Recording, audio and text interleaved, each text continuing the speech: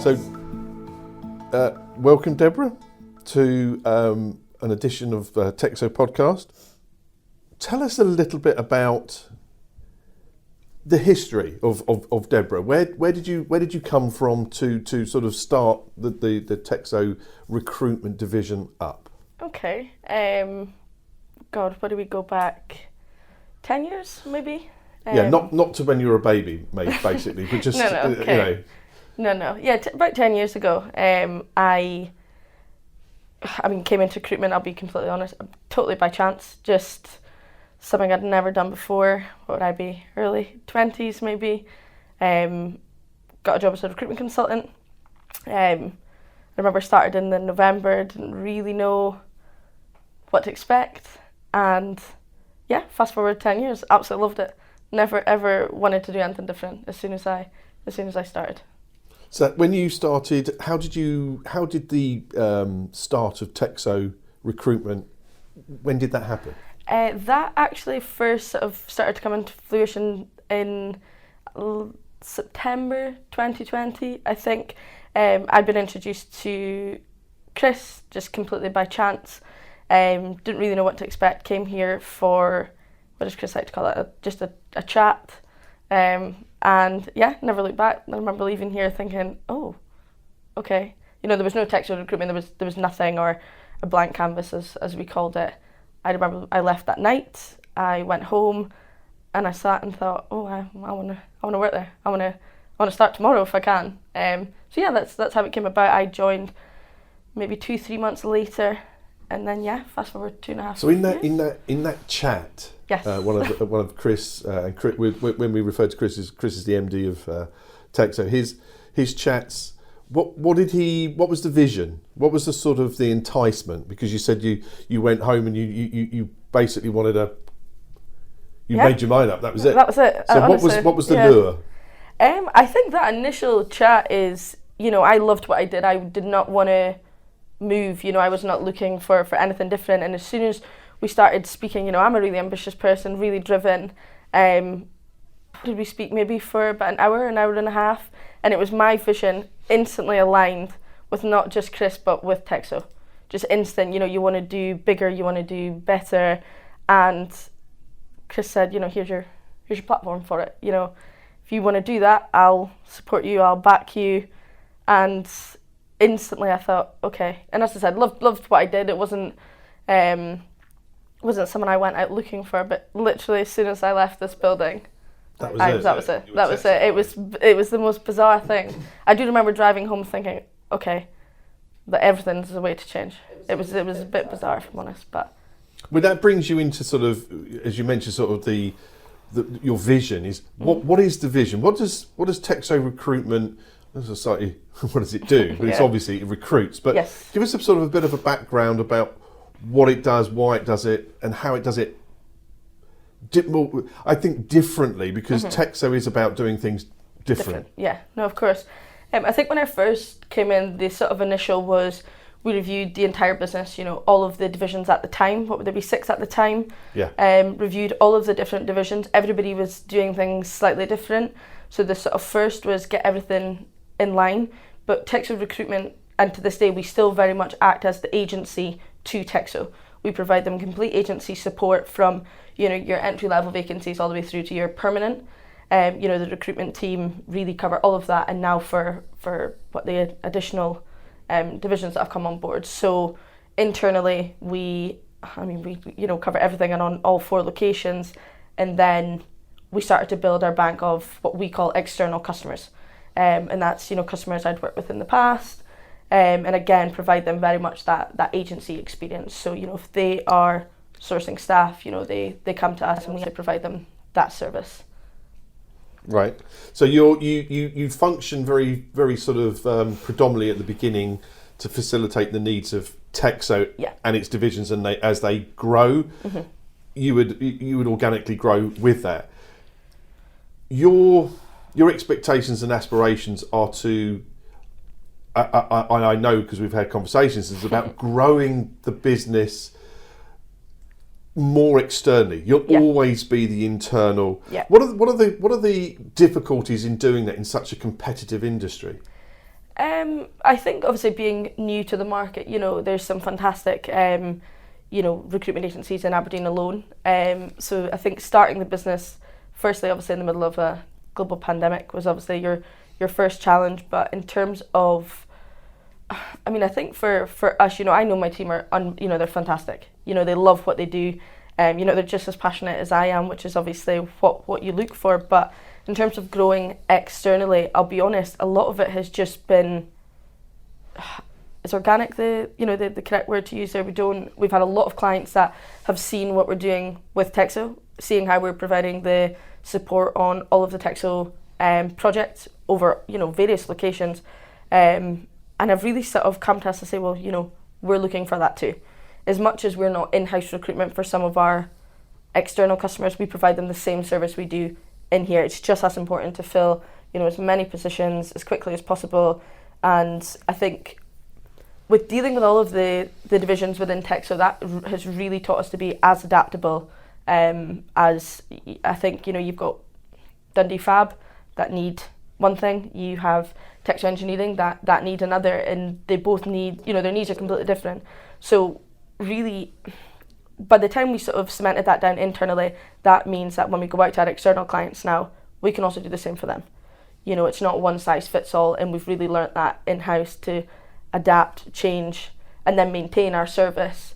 And then, we've rolled that out to various external customers. So would you say that's probably one of a truly unique aspect? Oh, most definitely. Of a lot of what TEXO divisions offer is that they're able to home their trade in a way by working with the other divisions. So they produce a product that's being field tested in a way, with multiple different facets. So and you said the same. You produce a offering that you can then turn around and say, well, we do it for 7, 8, 9 different divisions, and they can see it working. So that's that doesn't exist I've never seen that model. It's definitely different, and it was a model that I'd never experienced either. And I think one of the best things is when I came in here, going back to that term blank canvas that we always use, we've been able to build something different. And, this is something that, well, there's no denying it, is definitely unique. I'm not an engineer. I'm not going to sit here and pretend I am, but for me to go out and provide that service to our external, engineering or oil and gas or oil and energy clients, I've got that engineering team downstairs that I get access to their expertise, and that is something that, and not just them, you have Workspace Solutions, myself and Richard obviously work really closely together, his construction knowledge, his construction background, my team, the up and down all the time, we get a question in from our client, what is this, what is that, can you supply that qualification, certification, you've got HSEQ that sit right next to us, and we have so much access to information that, I'll be honest, the agency experience that I had before, we didn't have that. So by coming in here, it's definitely unique, and it definitely sets us aside in terms of industry knowledge. We know we are fantastic at what we do, we're great recruiters, but to have that little bit of extra knowledge, really, it plays in our favour. It's. Do your clients, are they sometimes surprised maybe that when they talk about, so we need a level 2 welder or something like that, and you go, right, okay, and your team, because of they're exposed to the actual guys who do that here, and they can talk the talk, but they actually know and understand it. That must be like, whoa. Do you know something? Yeah, at the beginning, I think, there was a initial from the external clients, internal, external, how does that work? And there's always a little bit of explaining on, yes, we supply TEXO, and yes, we can supply you. And as soon as they realise that we also not just have access to the knowledge, but access to tried and tested,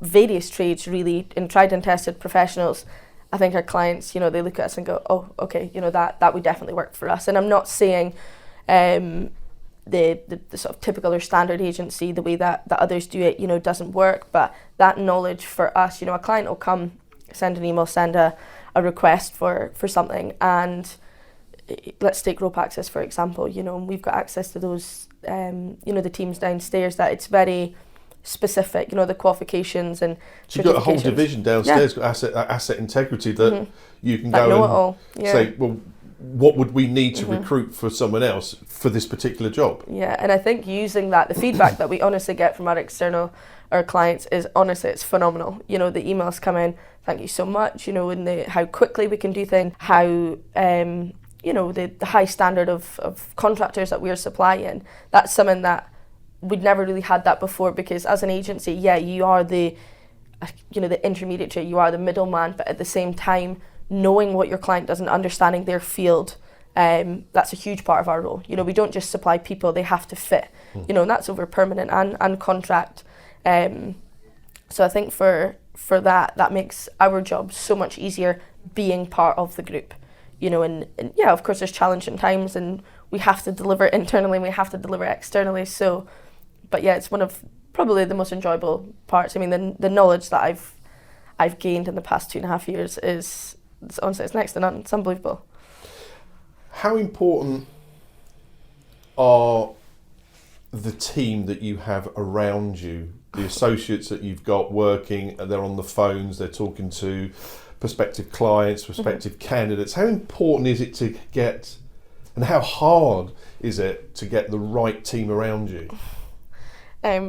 Probably answering the second question first. You know, it's unbelievably hard. As a recruitment specialist, it's almost like a double bubble sort of. Most definitely. You know, it's a difficult market. You know, building the team in the first instance. You know, I'm really lucky that one of our core team within my recruitment division, I've worked with, you know, before. So she understands me. She understands why I came here. So to bring her on and then obviously grow the team from there, for me, has worked wonders.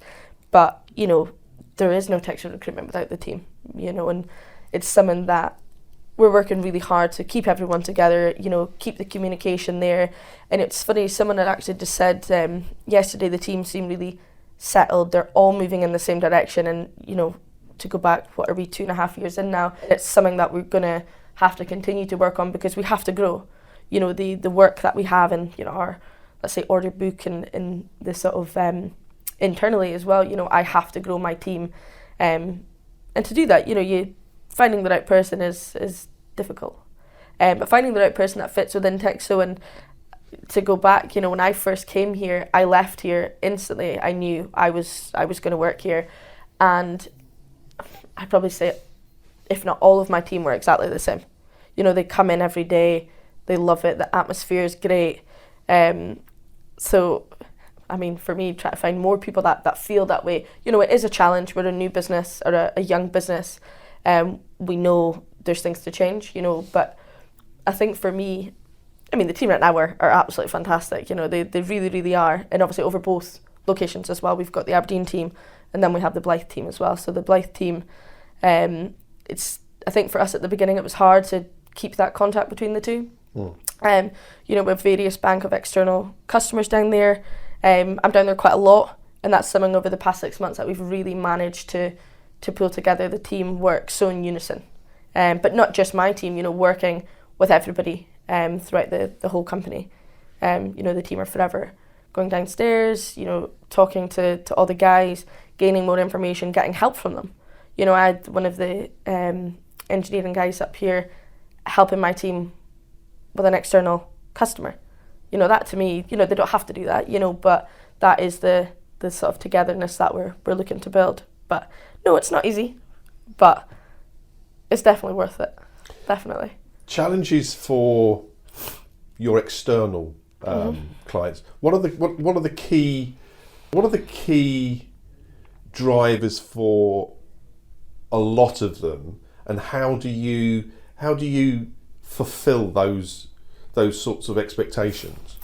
I think, I mean, you've known me quite some time now, you know, I'm a very transparent person. You know, if we can do something, we can do it, you know, and I oversee it. I make sure if we're promising something that we deliver. But I think at the moment it is an unbelievably candidate-led market. You know, unemployment is at its lowest, which is obviously, you know, fantastic to see. But such a good job in the past. There's no jobs to fill. Literally, honestly, it's you know, and it's different. Even going back just a year prior to COVID and how the market is, we could get one role in, you could get, 20 to 30, potential applications, where now, depending on the role you advertise, you maybe only get 5.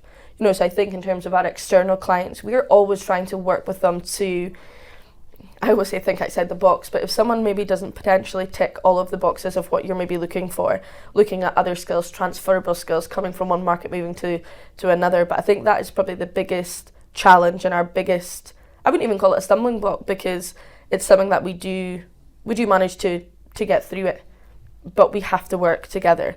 If a client gives us a role or asks us to source for a vacancy, and I'm looking at the job description thinking, that criteria is too tight, you're looking for too much, and we'll sit down, we'll really categorise what are your main either skills, qualifications, or your main attributes. Let's look at them first, so the team know when they're outsourcing and out speaking to potential candidates that, it's maybe if we tick, 5 out of 7, okay, that's fine, we'll then submit or present that candidate to the client. But yeah, so there's a lot of you working with the client to realise or to bring their expectations to fruition in a way.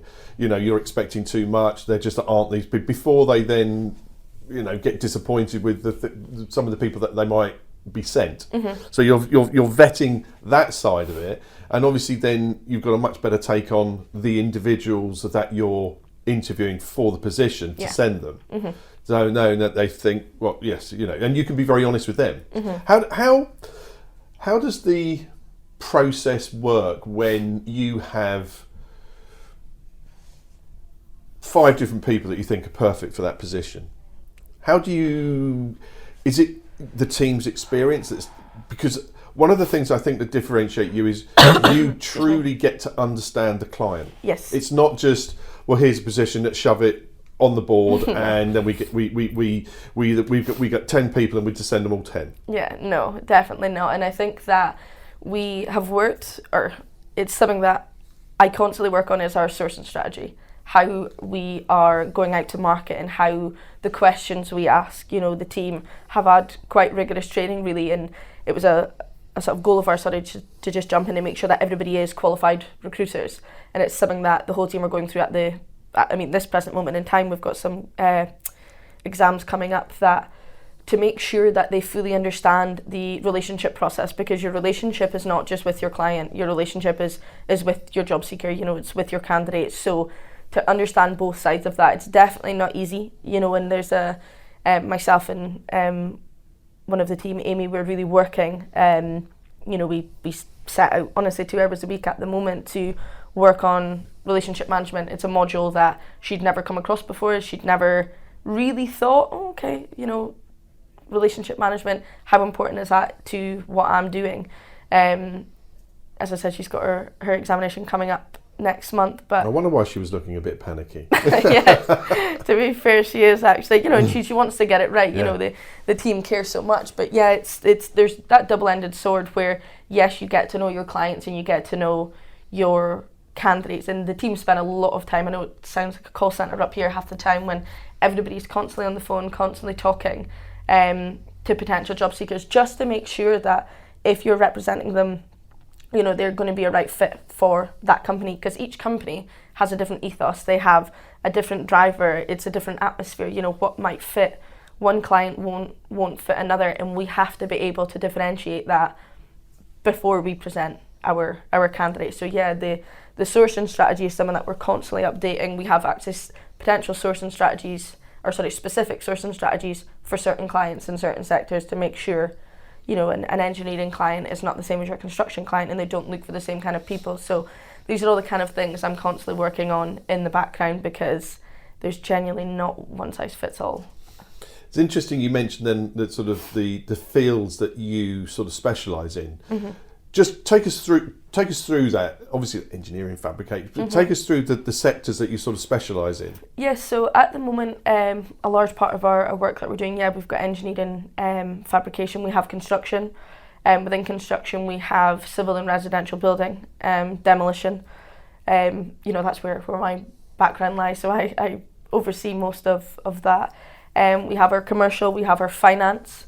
And then we have a little bit of a niche for technology and software. So those are the sort of sectors we're working in at the moment. That's broad. That is quite. It is actually really broad, to be honest.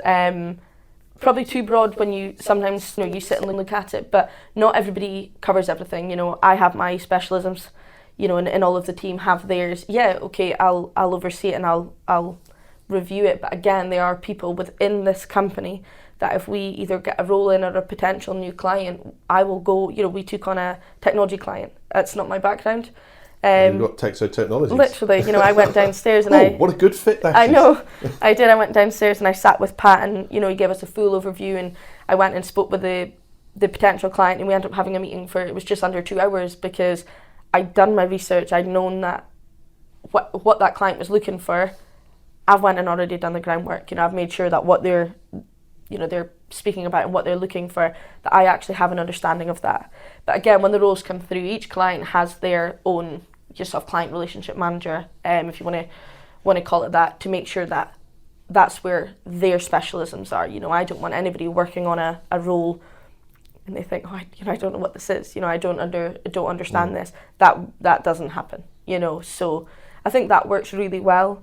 And everybody, as I said, looks after their clients, meets with them. We're out quite a lot. We're a social bunch, and I think for us that works. But again, keeping it as broad as possible, making sure that not all your eggs are in one basket. Well, it's creating a framework that I always use the word recession-proof to a certain extent. Yes, I didn't want to say it because but we're the podcast is about business development. It's about all the aspects, and I think it's clients would appreciate the fact that you're not here today, gone tomorrow. Yeah. It's because you're recession proof, because you're in so many fields, you're always going to be there for them. Even if things are tough in a certain sector, you will always be there because you diversify. Yeah. Out of the different types, I'm always fascinated by the types of, I'm going to say contracts, but this is your sort of, I hear a lot of the team going, well, that's contract this and that. And where's the most popular type of employment at the moment? If we're to look at sort of TEXO recruitment alone, at the moment it is contract. I think a lot of our clients, let's say, everyone's still recovering from COVID. Everyone is still moving forward, and as I said, don't get me wrong, unemployment's at its lowest. The market is buoyant, but there's a lot of clients that are hesitant to take on that permanent member of staff. We've all been there in COVID, where you look at your head count and that sort of fear factor of can I keep everybody in work? Can I is this sustainable? Can I keep it running? So we at the moment have a lot of contract work, but it is long term. We're talking 6 months, 8 months, or to throw another term in there, temporary to permanent. We're doing a lot of that, where a client will take a contract run, let's say for 2-3 months, sort of try before you buy, let's call it. They fit, it works, and then they'll go on to permanent, but definitely contract at the moment. TEXO as a whole is the busiest we've ever been. Well, especially since I've been here on the contract front. Not taking it away from the permanent. Probably, if we're to look at ratios, our permanent our contract order book is very, very buoyant, let's call it. So another factor of this is, do you go and discuss at the initial stage with a client what's best for them, permanent, contract? Yeah, we talk it all through, of course, to say, and as I said, when a lot of clients are really hesitant to take on that permanent member of staff, they can maybe only see 6 months in front of, we've definitely got work for whatever it may be for this amount of time. We'll support them in that.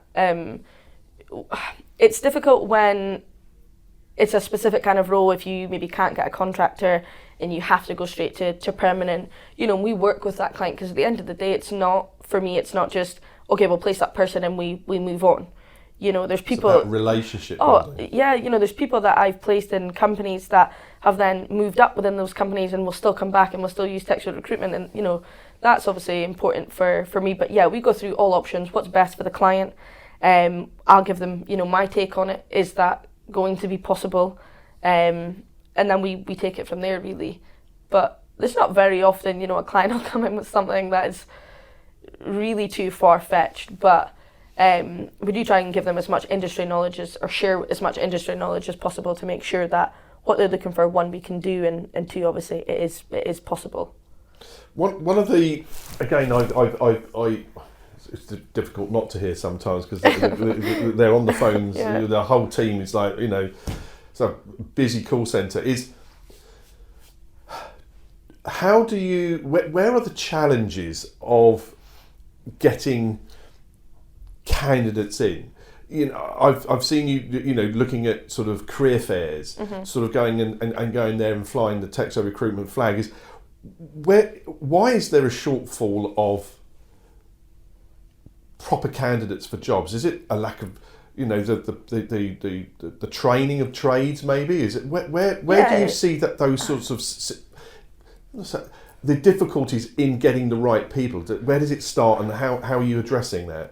I think there's various factors in that. Just to touch on, obviously, the trades, there is definitely a skill shortage. There's no denying that. Apprenticeships, if I look at, let's say, people that I know that, left school and went into a particular trade, I'm not saying that doesn't happen anymore, but if we were to look at numbers, it is drastically down. And that doesn't help. If we look at our construction clients that are looking for trades and labour, there's a big age gap in that, I would say, that does show that there is a skill shortage of your sort of, 18 to 30, let's say. So that definitely doesn't help. In terms of the actual market itself, it is just that employment. There are more jobs than there is job seekers. That has not happened in probably, what did I read, maybe back in the 70s or 80s. That's been a long time since the market has been this buoyant. What you then find is COVID obviously was difficult for everyone, but difficult for the employee. Do I have a job? Am I, going to come back off furlough? What's going to happen to me? So we do find that a lot of people that the team talk to are reluctant to move.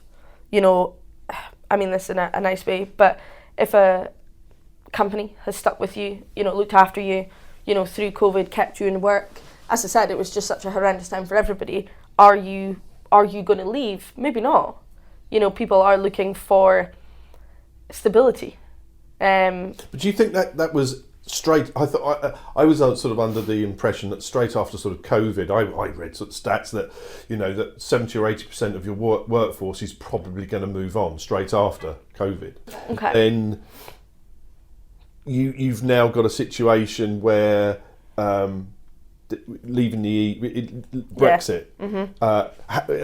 Here there's a question for you. Did Brexit? Were you in or out? And don't have to answer that. No, I wasn't going to. But has that contributed to that skill shortage? Yes, definitely. And I think, as a country, we are where we are. We can sit and say, were you in or were you out? But in terms of, for me, a lot of that movement, or individuals moving freely, coming to the UK for work, potentially going back home, whatever that may be, it just doesn't happen. I don't know stats, I don't know particular figures, but most definitely it has caused a huge skill shortage. And we just don't have that type of labour ready and available here for what we need. But yeah, most definitely we've seen a massive shortage. But does that show up our shortcomings in terms of the country's ability to train its own up and coming workforce?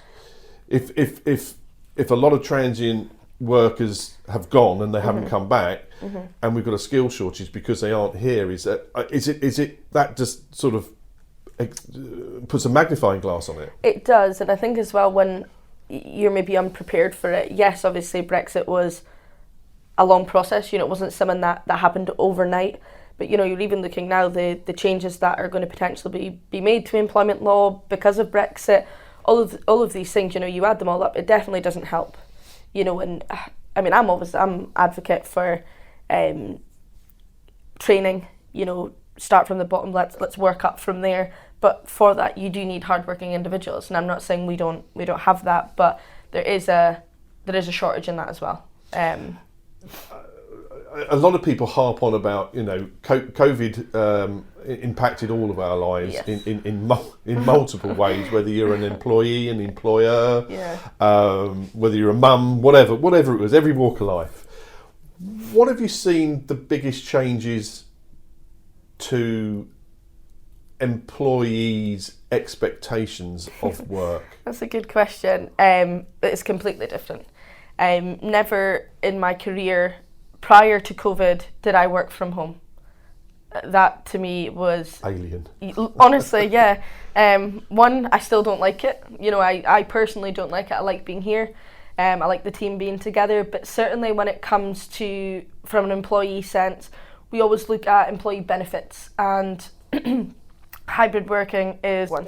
You know, can I get hybrid working? Can I get flexi time? But it's not just, you know, yeah, okay, have a day at home. We have candidates that when they're applying for roles, they say, you know, can I see the end client's hybrid working policy? Do they have well, I call it flexi time, you know, a time back policy? If I come in early, can I leave early? So all of these types of things, you know, increased holidays. You know, there's so many different things that just wasn't spoken about before. You know, I could be wrong. It maybe was the sector that I worked in. You know, I'm from a construction background, worked in construction recruitment. You couldn't work from home. You know, it just wasn't possible. To lay bricks from the It's just not going to be possible, you know. And it was one of these things that if you didn't turn up for work, you know, a contractor, you didn't get your timesheet signed, you didn't get paid. So I think a lot of our clients take various stances on it, I'll be honest, and we support them through that. If that is what is the needs of their business, if they can't support or they don't prefer, you know, hybrid working, then that's fine. You know, we're very transparent with the job seeker who applies for the role, but more so from now we'll go back to our client and say, you know, out of these, you know, 3 or 4 strong candidates, you know, these 3 need or want the hybrid working. But yeah, it's completely changed the benefits, or what we would see as a benefit.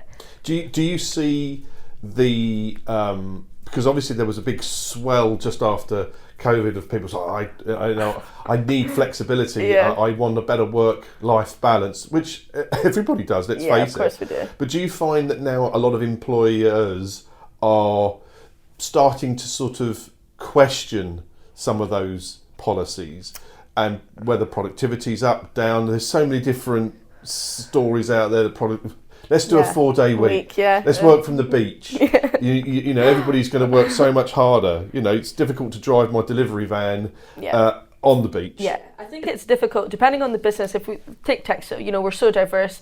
You know, we have various different positions over the locations. You know, could my team work from home? Potentially, yeah. You know, could our reception team work from home? No.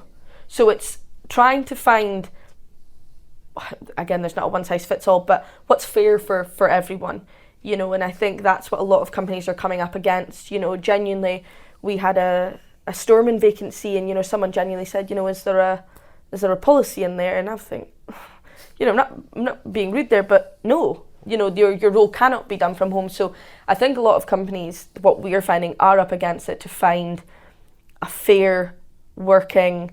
Obviously, it's depending on your role. I get that, but a 4-day week.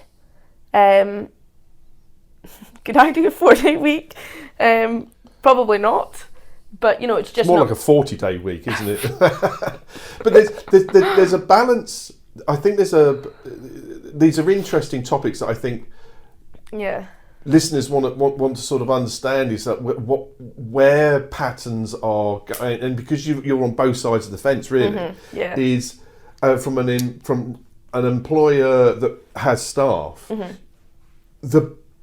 What are the benefits that you find for them being in an office? Yes, so I mean, just take my team for example. I think it's the atmosphere, really. It's that seeing people, you know, working together, having that conversation. You know, you spend, I don't want to say spend half your life here, we don't do that many hours, but you know, I know everything about this team. You know, we talk every day, they know everything about me. And I think that's something that, you know, completely fell off the fell off the side of the earth in COVID. You know, nobody spoke, nobody's seen each other. So I think as soon as, you know, we've had times here where the team have had to work from home when COVID was still rife, and you know, we had to look after everybody.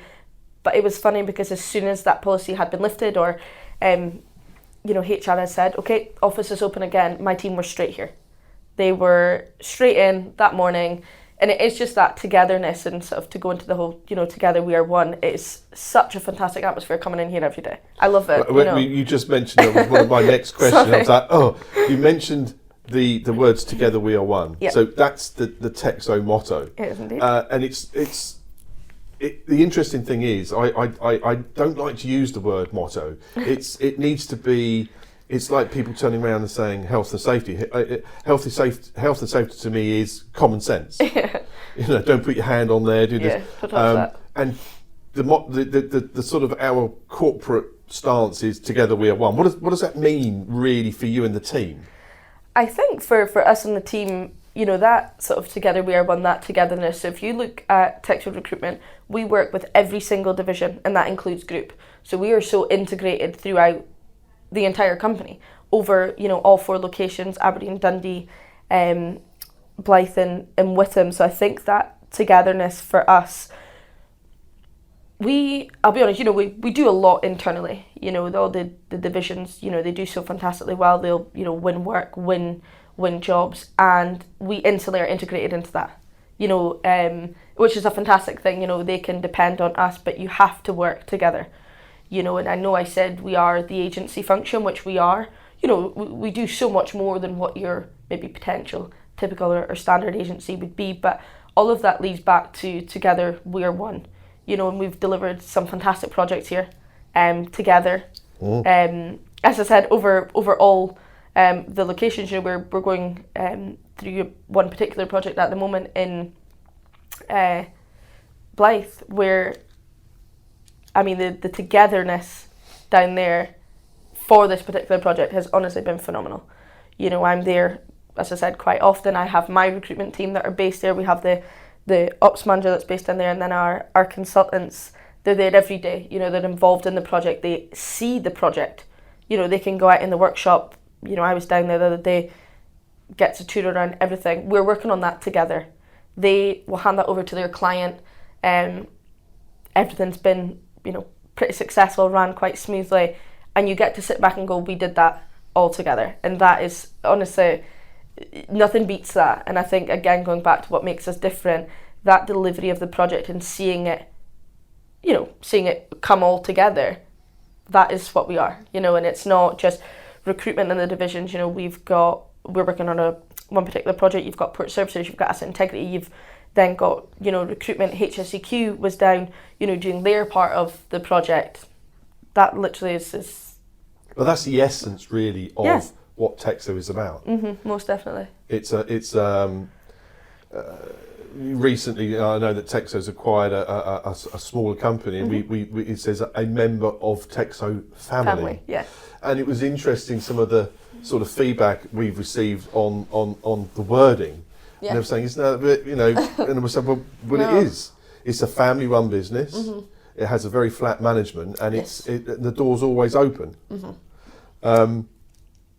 You asked me not to use the word compelling in one of my questions. So, what is the most the proudest part of TEXO Recruitment that you've achieved since you started?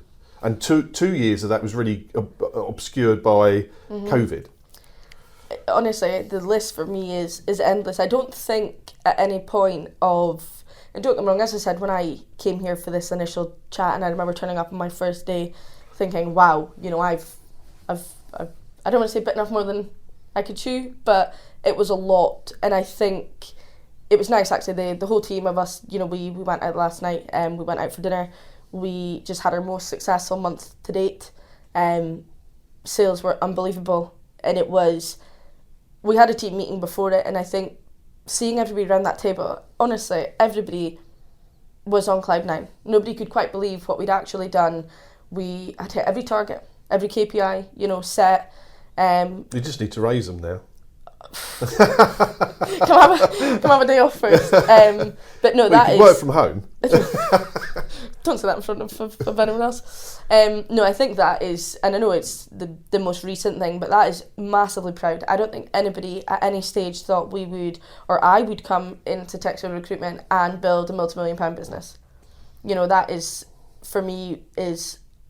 Sometimes I forget to look at it. You know, you forget to look at the bigger picture and think, wow, you know, look what you've done. You know, you're working on all of these locations. You are consistently doing new things. You're consistently, you know, let's say, hitting all your targets and going forward. And I think that for me, you know, I come in here every day. I walk through that door, and honestly, for me, honestly, it's just even being here every day is a proud moment. Yeah, it's stressful. We know this, you know, there's days... Challenging. Yes, that's a better word, challenging. Stress is not a healthy thing. We try and avoid that. I should work from home. But challenge, your clients give you challenges. Of course they do, you know, and it's, for me, you know, I'm a really competitive person. You always want to do better. You always want to do more. But I think for me, it's just, I'm immensely proud to be here, you know, and I know the team are too. But yeah, there's been a lot of fantastic things, you know, getting to the dizzy heights of some of the numbers that we've got to. You think, wow, you know, you do just have to sit down for a minute and think, okay, you know, we are a business that we just turned 2 in December. You know, I've now been here coming up for 2.5 years. What we've done in that short space of time, nobody ever... I'm not saying people said we couldn't do it. I just don't ever... I didn't actually think we would get to this point. I've never been in this point in my career, you know, where you're sitting here and thinking what your turnover could be at the end of the year. You're fully functional out of 2 places. The team are happy. It's nice to actually just sit down and look at that for a second. You have to sort of take in achievements. Oh, yeah. And as you said, you can go a million miles an hour and actually miss those special times. But the one thing that you mentioned there was all of the team went out. So it was like, together we are one, whether it's good, bad. Yeah. And when those moments of you know, achievement occur, that everybody celebrates it. Yeah. But one of the key things is I know the structure's really built on doing things differently. So it's about taking people outside of their comfort zone. Yeah. Because then you get the best out of them. Is that something that you've really tried with your own staff? Yeah. And I think, you know, as I said, I'm a competitive person, and so are they. So when we get to a certain point and we achieve something, for me, it's amazing getting individuals in the team that'll come to me and say, you know, I want to do more. I want more work. I want to win more clients. And you sit there and think, okay, so it's not just me that feels this way. You know, it's not just me that comes in every day and wants to do bigger, do better. And it was funny, when we all went out last night, the first thing that they're saying is, will we do this again next month? They're instantly thinking, right, we're having a fantastic month. You know, things are busy and things are going well. They're constantly looking forward to how we can keep this up. You know, it's not just, okay, we've had a great month, you know, I can take my foot off the gas, everyone can slow down. It was so fantastic yesterday. Everybody was just... on cloud 9. They honestly were, and I think for me to just and very deserved. Yeah, one of the team actually said to me last night, they said, oh, you're quite quiet, and I just said, you know, I'm just kind of taking it all in. Everybody was just bouncing back and forward and having a laugh, and, you know, we had a nice dinner, and you just sit there for a minute and go, oh, wow, you know, this is something that... It's an achievement. It is, and it was so nice to just not see it all come together, because of course we've got our challenges and of course we've got our difficult days, but when you also work with people that, you know, if I hit them with a challenge, you know, they will come to me with a solution. And that's different, that's unique, because they know, you know, they have the support, not just from me, but the support of the whole business. You know, that whole your door's always open policy, that, you know, and not policy, just that sort of saying, that's genuinely what it is. You know, the guys from downstairs always come up, the team are always going down, you know, all these kind of things that you think, oh, okay, you know, I know everybody in this building, you know, you would walk past them, you speak to them, you know things about them, and I think, again, that is just so different from maybe an agency that's sitting in their own office. They don't get to have that type of exposure. You know, we've got some of the team that'll go up on site visits and client visits, and they're there for 2-3 hours, because we don't work with just, you know, that one part of the business. They want to see the workshop, they want to speak to operations, they then want to maybe speak to the coordination to make sure that every link of that all adds up, and that's obviously what we've really managed to do here.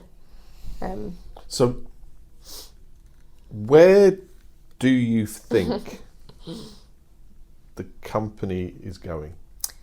The company, as in TEXO Recruitment? Yes. Honestly, Russ, I think... What can you see in the next 12 months to 18 months? I think for me, it was so nice for someone outside the business to look into my team and say, they seem really settled, they seem really, really together. That's something that I want to continue to work on. That is so important. You know, I can't do this without them. Doesn't matter how ambitious or how driven I am, you know, you need that people alongside you. I would love to see the team grow. You know, as I said, I'm forever looking at our current clients. I want to grow on that. You know, I want to grow in different sectors. This year alone, you know, things are only going up.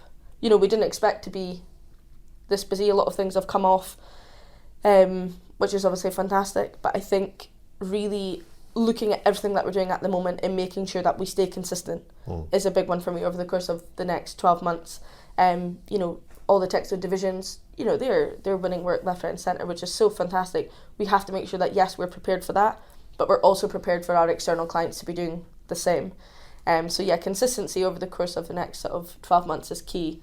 But yeah, I would definitely still like to see us grow. That's always burning in the back of my mind, you know, can I have an office elsewhere? You know, we have the Dundee facility, we have DSI down in Witham.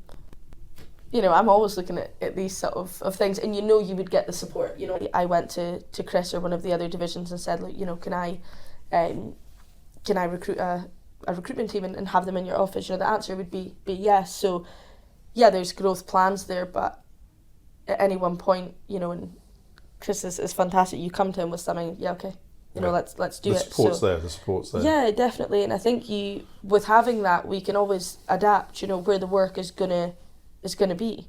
You know, Blythe, you know, we're unbelievably busy down there. You know, I would like to see us grow a little bit down there too. Our recruitment team down there are really settled now. They're fantastic. I think they were talking about maybe putting on another extension to that office. If they do, I would definitely take some of that space.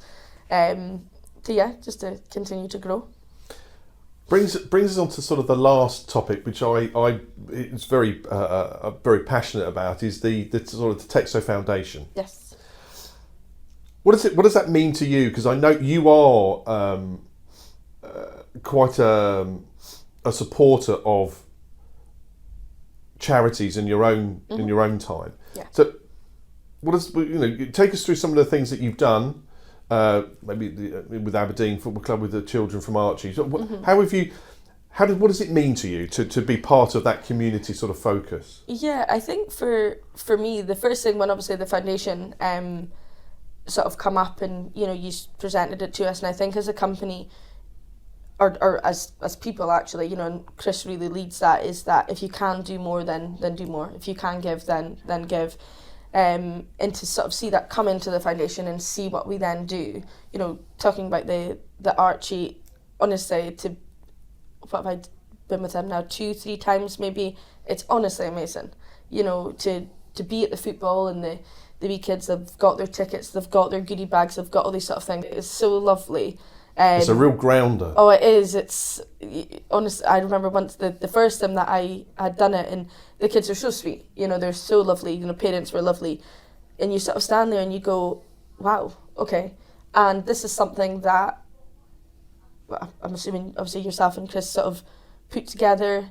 We then get to go be part of that. It is grounding, and it's hard, but at the same time, it's, you know, it's so nice.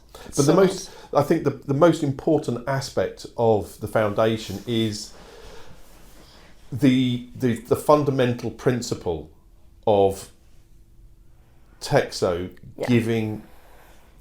giving back to the elements of society that are less fortunate. Yes.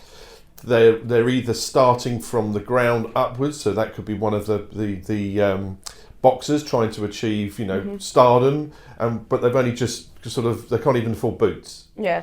To some of the other things at the Archie Foundation, where you've got children who have bereaved, the parents, or and they've got siblings, and or this morning the Russell Anderson Foundation, being in at school that we're refitting. So TEXO's refitting one of the school rooms and putting a whole new kitchen in, but the children haven't got enough food for breakfast. And being in these there's how does that, when you speak to clients, is that an element that encourages them to realise that yes, we're a business, but we give back? No, definitely, and it's something that always comes up in the topic of conversation. The first thing is obviously the Aberdeen sponsorship, and it's, do you get to go to games and do you get tickets, and we're forever socialising with clients, and as soon as we bring up that, we do, we take clients to games, but there's a different sort of mechanic that goes on there, isn't it? Because we would all rather be down on the pitch side, and leave let the guests, in terms of not clients, the guests that we've from the charities, sit at the table and. But as soon as I say that to our customers, just in conversation, that they get to go to all the games and we constantly give all these tickets, and then they go, oh, okay, it's not. I'm not saying it's not something we don't shout about, but it just shows that sort of giving nature of the entire company. They get to go there, they get to enjoy themselves, and it's something that we don't have to do. It wasn't something that came with the sponsorship. It was something that us as a company decided that we would do, and it's really, really enjoyable to go and see and spend time. Whether it is the kids or the bereaved family. As I said, I've done it quite a few times, but it's when you bring it up in conversation and people don't realise that's what you actually do. The sponsorship, that's great, but from that sponsorship, we've obviously then implemented certain things, and the marketing and all of these sort of things are absolutely fantastic to really roll out that it is that one community, that one team, that one club, that one community that kind of falls back into the, together we are one. We give so much. And I think that support that we show, as I said, whether it is the Archie, the charities, the boxers or the sports people, that is the kind of support that we get as a company. That's the kind of support we get working here. To roll that out to other individuals, I think for me is really, really special. I've never experienced anything like that. I do my own charity work, support my own charities, but if there's something here that we can do, you bring it to the table and it gets done, and I think that is just, I've never experienced that, I've never experienced that giving nature, and not just to give, it's the support. Anyone can give someone money, anyone can donate, you don't particularly have to be involved in anything, but it is that support that then comes with it, whether it is the training gear, we go to these things, we support these individuals, whether it is your boxing or your football down the road, all of these things that we want to be involved in. I personally love it, the team love it. If there's ever anything going on and we need to support it, we definitely do. But no, the foundation's really special. But for us as a company, I think being in the company and then seeing what we do with the foundation, for me, it really does come hand in hand. That is the type of company that we are. Excellent. No, it is. It's brilliant. Well, that brings us to the end. Thank you ever so much. And you're very welcome. I'm going to be interviewing some of your staff over the coming weeks. Yes. I wish all of you great success over the next 12 months, which I know you'll succeed in. So thank you very much. Thank you. Excellent.